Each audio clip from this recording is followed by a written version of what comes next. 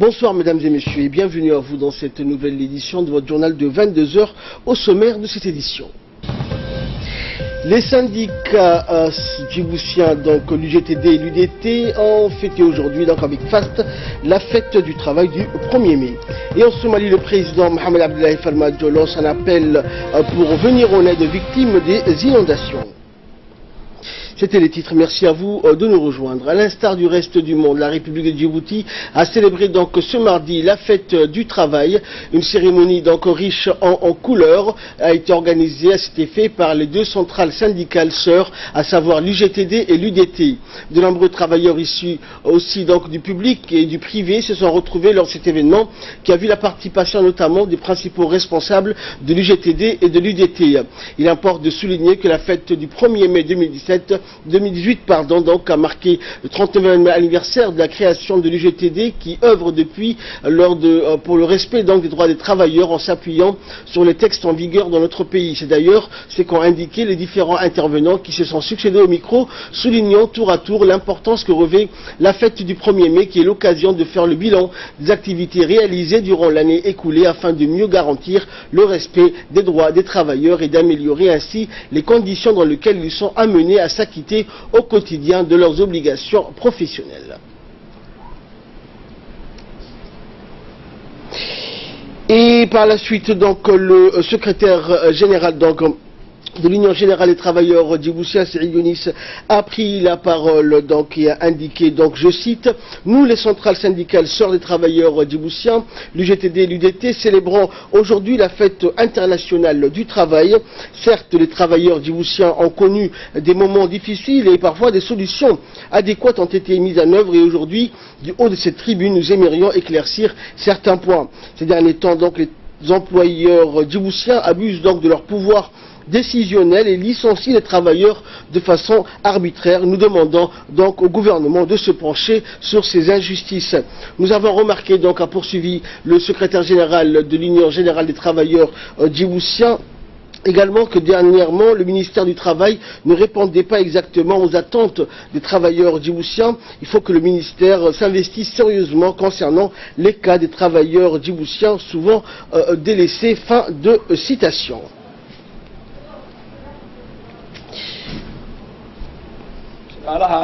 Et nous allons revenir sur l'historique ou l'origine de cette fête du travail. Comment est-ce qu'elle a vu le jour? Qu'est-ce qui s'est réellement passé pour que cette fête soit instaurée avec Samatar Saïd? Bonsoir Samatar. Bonsoir Ahmed.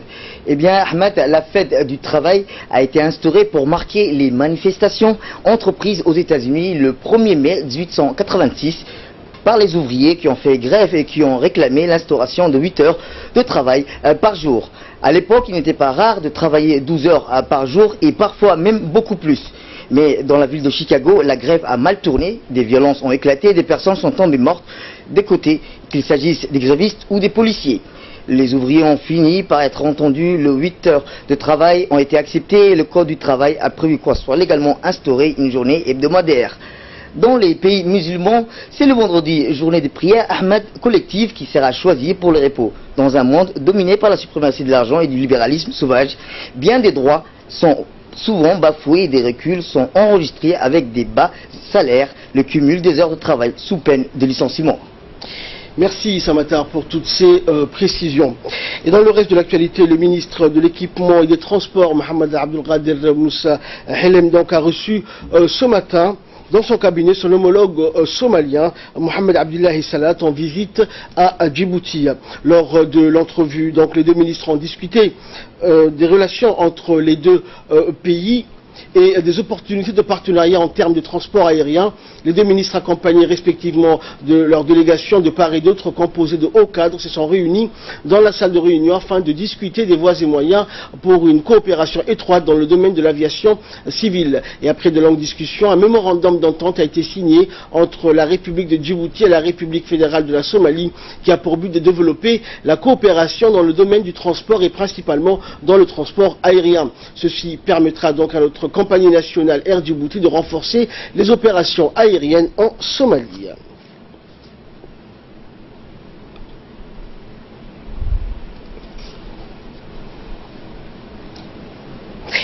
Et une délégation donc de la compagnie Air Djibouti, justement, donc conduite par le secrétaire général du ministère de l'Équipement et des Transports, a séjourné à Khartoum, au Soudan, du 23 au 26 avril dernier, et composée donc du directeur général de la compagnie Air Djibouti, ainsi que de son équipe technique et du secrétaire général du ministère de l'Équipement et des Transports. La délégation a paraphé un accord dans le domaine du service aérien bilatéral avec l'autorité de l'aviation civile soudanaise, en présence de l'ambassadeur de Djibouti au Soudan, Ahmed Ali Barré. C'était donc mardi 24 avril dernier. Entre autres, le protocole d'entente signé entre les deux parties sur les services aériens comprend notamment la désignation des compagnies, les fréquences et capacités des transports aérien, le droit des circulations, le régime tarifaire, l'arrangement d'un marché coopératif et l'itinéraire des transports aériens. Et enfin, ce protocole entre en vigueur à la date de sa signature. Ainsi, la compagnie Air Djibouti organisera des vols directs Djibouti-Khartoum dans les jours à venir. Le général de corps d'armée, Zakaria Cheikh Ibrahim, chef d'état-major général des armées, a reçu ce mardi à l'hôtel des officiers des armées le général Thomas Waldhauser, commandant de US AFRICOM.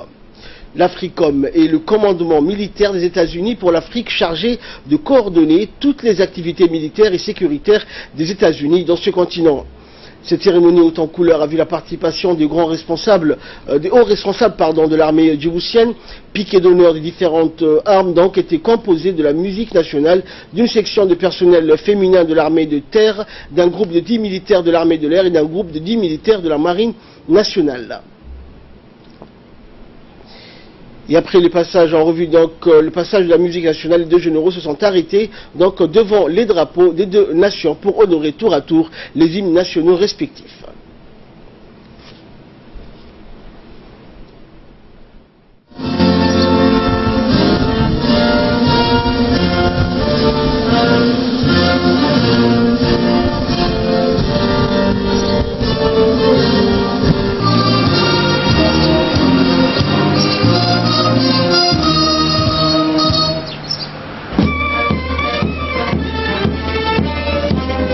Et après les honneurs au drapeau et les hymnes nationaux, le général Thomas Waldhauser a effectué donc la revue de troupes mise en place en son honneur.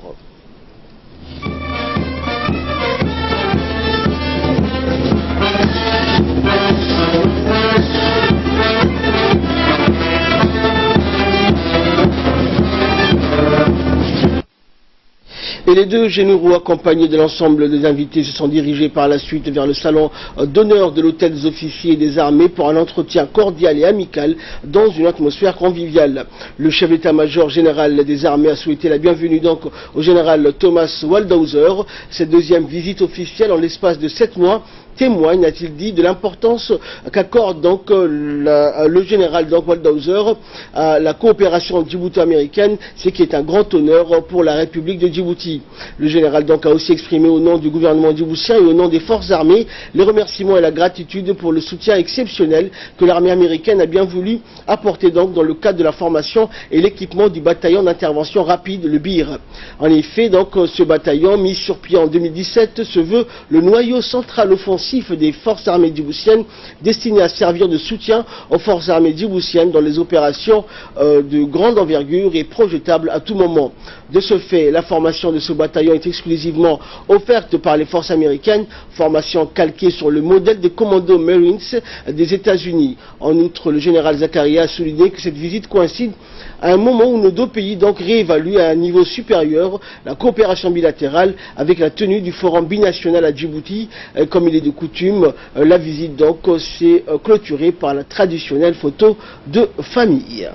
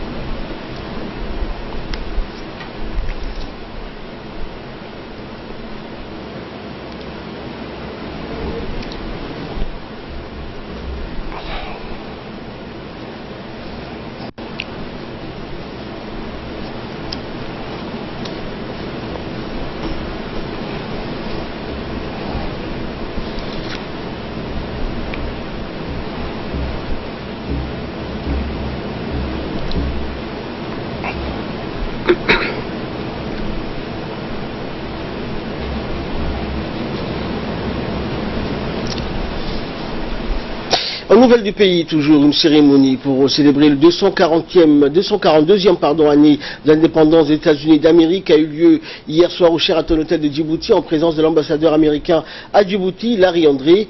En effet, donc, le prédécesseur de l'ex-ambassadeur américain de Djibouti, Thomas Kelly. André donc a pris la parole pour accentuer la célébration de l'indépendance de la nation américaine à l'occasion du 229e anniversaire de l'investiture du général George Washington en tant que premier président des États-Unis d'Amérique. L'ambassadeur Larry André, qui fut nommé ambassadeur américain à Djibouti le 2 novembre dernier, n'a pas manqué de rappeler les liens étroits et historiques entre les États-Unis et l'Afrique, à savoir que le Maroc fut le premier pays africain à accueillir les États-Unis en tant que nouvelle nation, c'était en 1777. L'ambassadeur Larry André a aussi mis l'accent sur la solidité des relations entre Djibouti et les États-Unis d'Amérique, qui a commencé donc le 27 juin 1977, après la reconnaissance de Djibouti par l'ancien président Jimmy Carter. Le partenariat entre les deux pays sont excellent et touche de nombreux domaines, et les États-Unis appuient donc la vision politique 2035 du président Ismaël Omar Guelleh. Pour rappel, la date d'indépendance des États-Unis d'Amérique est le 4 juillet.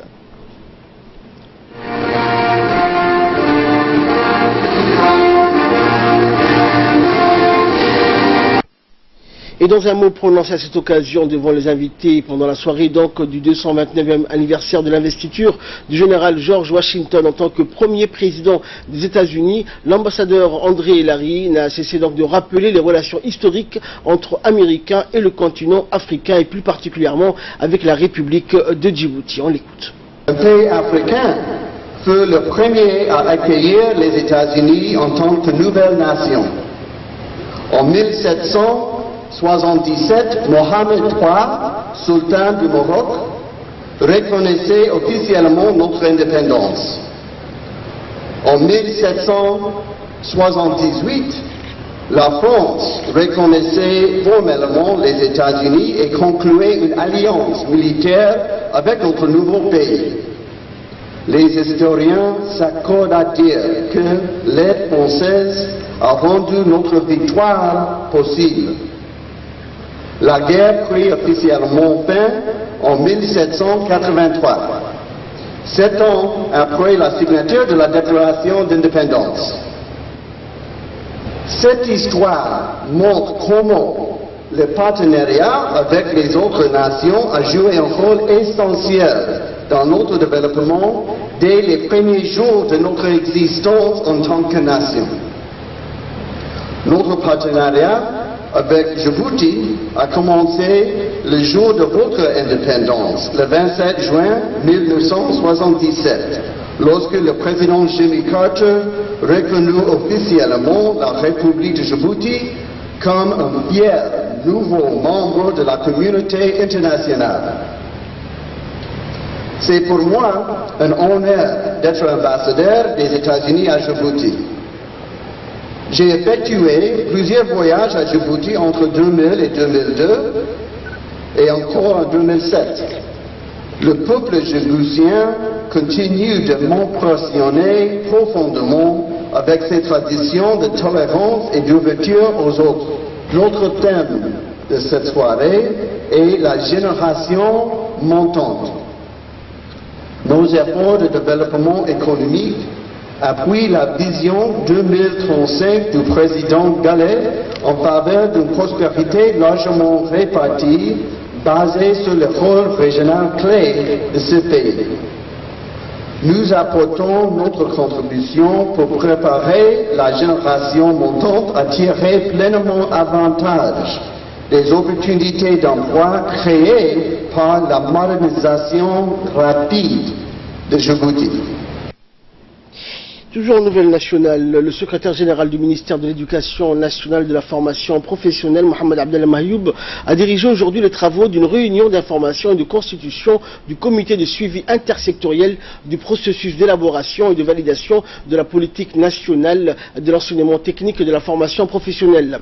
La rencontre visait à élaborer le document de la politique nationale de l'ETFP et de son plan d'action opérationnel intégrant l'ensemble des acteurs publics et privés concernés, et ce dans un processus processus participatif. Cette initiative permettra au ministère de l'Éducation nationale de construire des liens forts, formalisés et réguliers entre les différents acteurs, la clarification et la détermination des rôles de chaque acteur, mais aussi une gestion efficiente de nombreuses ressources nécessaires au développement de l'enseignement technique et de la formation professionnelle. La réunion d'aujourd'hui a permis également d'apporter des éclaircissements sur la composition et les missions du comité de suivi intersectoriel, instance de pilotage du processus d'élaboration et de validation de la politique nationale de l'enseignement technique et de la formation professionnelle. Pour cette politique nationale. Donc cette politique nationale de la formation professionnelle est indispensable pour notre pays. C'est une façon également d'associer l'ensemble des acteurs et des partenaires dans cette vision du pays pour qu'on puisse avoir un objectif qui est bien précis, qui est bien sûr l'insertion de tous nos jeunes djiboutiens qui sont au chômage, qui sont à la recherche de l'emploi.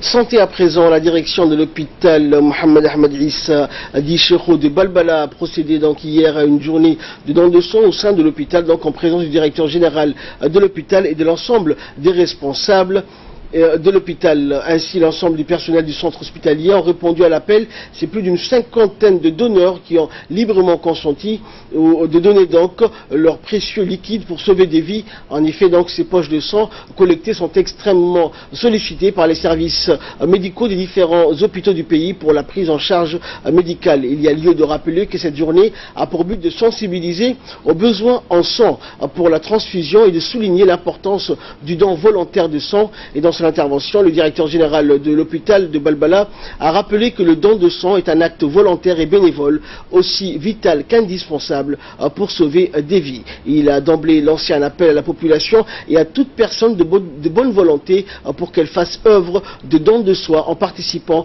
massivement aux efforts de collecte de sang. La préfecture de la ville de Djibouti a poursuivi cette semaine les opérations de décasement des occupations illégales et illicites auprès des vendeurs et garagistes dans la commune de Balbala. Ces opérations se sont déroulées donc en effet en présence du préfet de la ville de Djibouti, Ousmane Bilé, de la maire de Djibouti-Ville, Fatouma Awale, et du préfet du premier arrondissement. Cette initiative s'inscrit dans le cadre du lancement d'une vaste opération de grande envergure visant au ramassage d'épaves et de véhicules et de décasement des occupations illégales, opérations donc qui ont eu lieu le 1er avril dernier.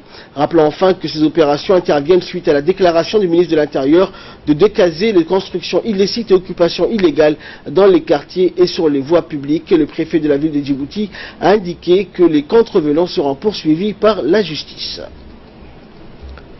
Sport pour clore l'actualité nationale. Après plus d'une semaine de compétition sportive dans le cadre des 11e Jeux de la CJSOI, les délégations sportives et les ministres des pays membres de cette institution de l'océan Indien ont plié bagages depuis donc dimanche dernier et la dernière délégation a quitté Djibouti aujourd'hui donc à la veille de leur départ. Les délégations, les encadreurs, les hauts responsables des pays membres de la CJSOI venus pour cette occasion se sont déclarés satisfaits et enthousiastes de l'agréable séjour passé en République de Djibouti. Le secrétaire d'État à la jeunesse et au sport, Hassan Mohamed Kamil, a vivement souhaité aux partants donc un bon retour chez eux sans encombre. Le ministre s'est également félicité de la bonne collaboration des responsables et du fair play des jeunes compétiteurs et compétitrices durant ces rencontres qui ont mis en lice les jeunes de 7 pays de la CJSOI. Qui arrivent vraiment très tôt, plus tôt que nous, et qui partent après qu'on soit couché. Et ces gens-là, je voulais vraiment les remercier parce que c'est eux qui ont permis à ce village de fonctionner et d'avoir l'ambiance qu'elle avait eue pendant ces 12 jours. Et de là, nous passons à l'actualité régionale, notamment en Somalie avec Hussein Aouled. Bonsoir Hussein. Bonsoir. Alors Hussein, en Somalie, le président Mohamed Abdullahi Farmajo a lancé un appel à l'aide internationale pour venir en aide aux victimes des inondations. Oui, donc effectivement, Ahmed, le président somalien, donc Mohamed Abdullahi Farmajo, a lancé l'appel en dirigeant donc une délégation de haut niveau composée de représentants des Nations Unies et de la mission de l'Union africaine en Somalie à Missom, à la ville de Beledweyne, dans l'état de Hir Shabeli.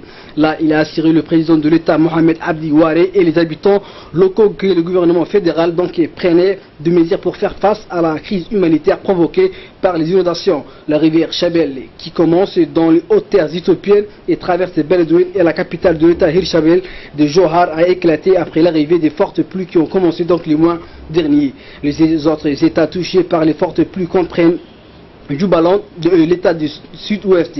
Les fortes pluies et les inondations soudaines surviennent seulement quelques mois après qu'une sécheresse dévastatrice a laissé plus de 6 millions de personnes ayant besoin d'aide humanitaire l'année dernière. Un responsable du Bureau des Nations Unies pour la coordination des affaires humanitaires a déclaré que les précipitations de ces dernières semaines ont été plus lourdes que prévu. L'Organisation mondiale de la santé a livré 4,5 millions de tonnes de médicaments et d'autres fournitures médicales à Beledweyne. Et dans l'actualité internationale, Hussein, lutte contre le terrorisme notamment, Trump salue le rôle du Nigeria. Outre la signature de plusieurs contrats, Donald Trump a affiché hier sa volonté de travailler en étroite collaboration avec le Nigeria dans la lutte antiterroriste. Effectivement, Ahmed Lour, son excellente relation avec le président nigérian Muhammadu Buhari, qui briguera un nouveau mandat en 2019. Le président américain a relevé ses efforts dans la lutte contre la corruption à la tête de la plus grande démocratie d'Afrique. Mais il a surtout salué son leadership dans la lutte contre le terrorisme. Le Nigeria entre dans sa 9e année de lutte contre Boko Haram qui a dévasté le nord-est du pays. Le conflit a fait plus de 20 000 morts et des centaines de milliers de déplacés. Le locataire de la Maison Blanche a également affiché sa volonté d'aborder la question des chrétiens tués assassinés au Nigeria. Et les centres du pays, point de rencontre entre au nord majoritairement musulmans et ainsi principalement chrétiens, et régulièrement le théâtre de vives tensions intercommunautaires. La région Ahmed connaît depuis des mois un regain de tensions entre agriculteurs chrétiens et éleveurs nomades musulmans.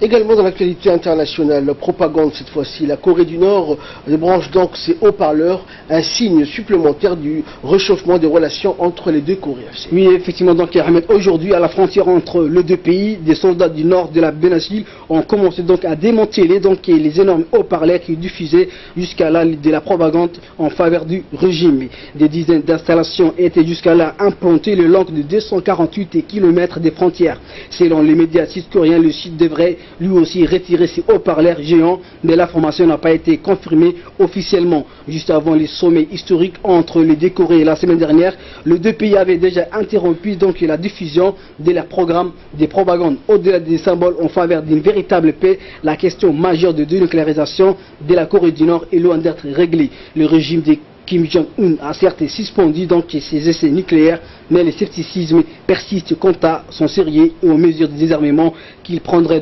éventuellement, Ahmed. Et enfin, nous allons parler santé, nous allons parler notamment d'asthme, des cas en augmentation. Oui, effectivement, 100 à 150 millions de personnes en souffrent dans le monde et plus de 180 000 en meurent chaque année. C'était aujourd'hui la journée mondiale de l'asthme, une maladie chronique et souvent négligée. Or, en Europe occidentale, l'incidence de l'asthme a doublé en 10 ans. En France, elle tue près de 1000 personnes par an, plus de 1400 au Royaume-Uni. L'asthme touche de plus en plus les enfants. Et si la maladie ne se guérit pas, elle se soigne avec des traitements au long et court. Dû à une inflammation des voies respiratoires, cette affection est favorisée par les allergènes et la pollution, en particulier celle du moteur diesel, qui aggrave les symptômes. Des recherches sont actuellement en cours, Ahmed, pour déterminer le lien entre asthme infantile et la pollution de l'air. Merci Hussein. Fin de cette édition. Merci à vous de nous avoir suivis. Excellente soirée sur Téléjournée.